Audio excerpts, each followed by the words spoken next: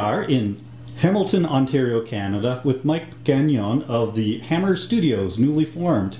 Mike, it's a pleasure to meet you. Finally, Thanks. Pleasure to meet you as well. After exchanging messages and such via Facebook and Kickstarter and such. Yeah, Facebook's a big communicator. I use the network with a lot of people, so a lot of fun, and you meet interesting people. Yeah, it is.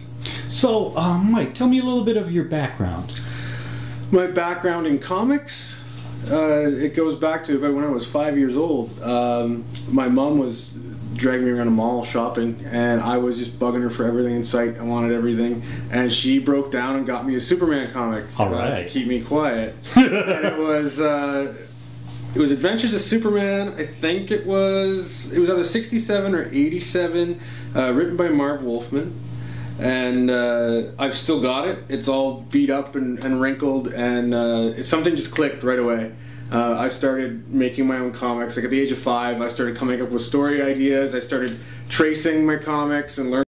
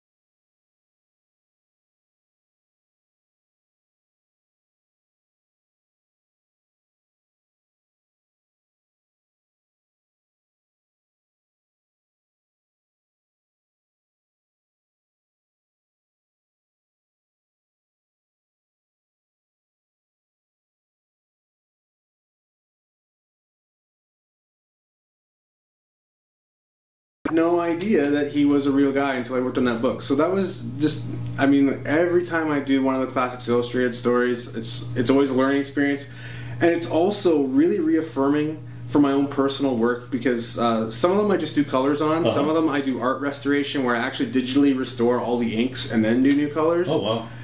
And it's reassuring as a younger, newer comic creator. I put that in quotes because now there are so many newer, younger people than me. I've been doing it for about 12 years.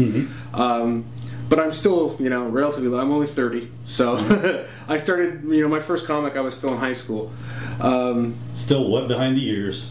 Yeah, but you know, it's reassuring to see where artists who became legends, they had started on Classics Illustrated, and see where they had made little mistakes in their art and hidden it, or where they might not have gotten certain perspectives or proportions right, and just learning, seeing that, you know, where they were at and eventually where they progressed to, and seeing that, you know, they had to learn over time too. It's just it reassures you that you don't have to be perfect all the time. Because that's one of the biggest challenges that I have and a lot of artists have, is if there's a minor imperfection in the art, you know, we get upset. We get upset, and it takes you forever to finish something if you try and make it perfect. Right. Nothing's ever perfect. A lot of times it's all about the secrets of covering up your mistakes. the Watergate of art. Yeah, Covering exactly. So, what do you have going now? Right now, I've got, I do HeroWise, which is, I manage the HeroWise branding service for X Company. They do unique branding where they take public personalities, small business owners, corporate management teams, and they actually create superhero characters based on them, and based on their real life, their job, their hobbies, their interests, and turn them into the superhero of their industry or their area of expertise, and they use that in their branding and marketing to promote themselves. Very cool. So I manage that. Also, I've got 2 graphic novels in the works right now that are going to come out later this year. The first one is Skidsville, which is a crime noir story. It takes place in Hamilton, where I live, and it's going to be black, white, and red. So it's not going to be full color. It's going to be black and white with the occasional red. Yeah, with like. It's a crime story. There's mafia involved. So there's other red objects as well. The main character often wears a vest that has red stripes on it, so that, you know, that's always going to stand out in every page. And it's actually based on my own wardrobe. I actually own that vest in real life. Oh, really? But it is not me. I want to clarify that, because when people ask me about it, because it is about a young man who's involved in organized crime, and his girlfriend's father is a mob boss. And people are like, oh, is it based on you? Is it based on real life? No, it's not. The character's much younger than me. We're not alike. And your girlfriend's not a mafia daughter. No. The exact opposite, in fact. So she's a sweet redhead. Yeah, exactly. Now tell me, off your shoulder there's the TARDIS, and you've got the... my Dalek. Yes, a Dalek. Pull the Dalek closer so people can see it. Just tilt a little... Oh, yeah, there we go. You got the Dalek, the TARDIS. You aren't a Doctor Who fan, are you? Just a little. Just a little. And I keep the Dalek around because I know it's incredibly attractive. And, yeah, it's hot. So I keep that here. It gets the girls crazy. Yeah, you wouldn't believe it. Oh, Mike, you said you had 2 graphic novels. Yes, the second one is called The Island of Dr. Morose, and it should be out this fall. And it is a twist on the Dr. Moreau story, where instead of an island full of animal people, it's an island full of zombies. And it's after the human race has recovered from the zombie apocalypse and rebuilt. And one scientist in Haiti has developed the ability to turn the zombies into slaves with cybernetic control collars. He turns an island off the coast of Haiti into a paradise for the wealthy, where the zombies do all the work. And inevitably, due to human arrogance, one of them gets free. And once one of them gets free, many get free and make more out of the wealthy inhabitants of the island. And the main characters are a team of journalists that have come from America to report on this scientific breakthrough back to the rest of the world, and they end up caught in the middle of this ridiculous bloodbath. Awesome. And your Kickstarter lets people who would pay a certain amount to actually be a zombie? Yes, that was one of the bonuses to help with the fundraiser for the studio, is you could actually buy yourself a cameo as a zombie in the book, or there were also 2 spots where you could become a key zombie that had an effect on the storyline. So those were 2 of the options on the Kickstarter fundraiser, and those ones were actually popular. Yeah, I had to glom onto that one. Yeah. That sounds too cool to pass up. Yeah. So now tell me about your studio. The studio, it's here in Hamilton at 27 King William Street, underneath a pub and cafe called Homegrown Hamilton. And it's a space where I'm actually working out of now instead of working at home like I used to. And I have a work area in the corner where my drawing table, my art supplies are at, where my computer for my digital setup is normally at. It's a little messed up right now because we just had a big grand opening event and we had people signing comics and doing sketches and stuff. A bunch of my other friends who I've done comics with and friends I've made at conventions. And I've also added on some retail operation where I've got various comics and graphic novels for sale right here in the studio. So people can come in, pick up their favorite comics or graphic novels, and actually see me working on comics, whether I'm writing or illustrating or coloring, and sit down and talk. And I'll also be doing mentoring with new writers and artists and educational programs out of the building as well, because there's boardrooms upstairs. Very cool. Various opportunities that we're going to be pursuing. So what are in the plans for the future beyond this? Beyond this, it's going to be keep making comics, because that's really what I love to do. That's it. Keep exploring my own creative ideas. I've really tried to focus on my own creator-owned stuff this year. I, in the last couple of years, have been really heavily concentrating on client work for other publishers, which is great and it's rewarding, but I really wanted to get some of my own voice out again. So this year I've really been devoting a lot of time to my own creator-owned projects as well, like Skidsville and the Island of Dr. Morose and a few other ideas I have developing right now. Very cool. Yeah. I like to conclude my interviews with offering the kind of a weird question, but best way to sum it up is tell me something weird and wonderful about you or about your past or your plans that your fans would love to know that they wouldn't otherwise. Okay, one thing a lot of people don't know is that it doesn't happen overnight. I mean, people can say it, but they don't really get it unless they live it. I've been working in comics for 12 years, but it took me 10 years to get my first break into doing a job for Marvel Comics, which was writing on the official handbook of the Marvel Universe series. And I've done some bigger jobs since then, and I've worked for Dark Horse and stuff, but it really doesn't happen overnight. And I've been doing comics for 12 years, but along the way, I've had to work a lot of very different jobs that I did not enjoy. And so don't feel like you're not accomplishing anything if you're not doing it full time yet, because you do have to work your way up to it, and it does take a long time. And I've done everything from shoveling manure in barns to managing a pizza restaurant to working in convenience stores along the way, just to make ends meet, pay the bills, and give you enough time to actually continue working on your passion.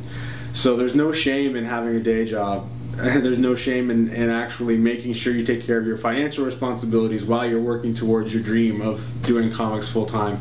And don't be afraid to explore those opportunities, because at one time I did a lot of work for like TV and film, and that was an interesting and that's a great opportunity too. And I continue to have a lot of friends that work in that industry.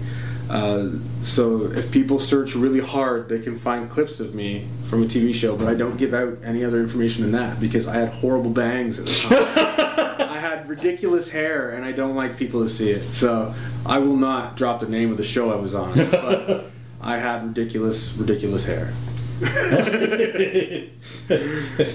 Thank you very much, Mike. And from Hamilton, Ontario, in the Hammer Studios, this has been The Weird Review. Thanks for having me. Thank you.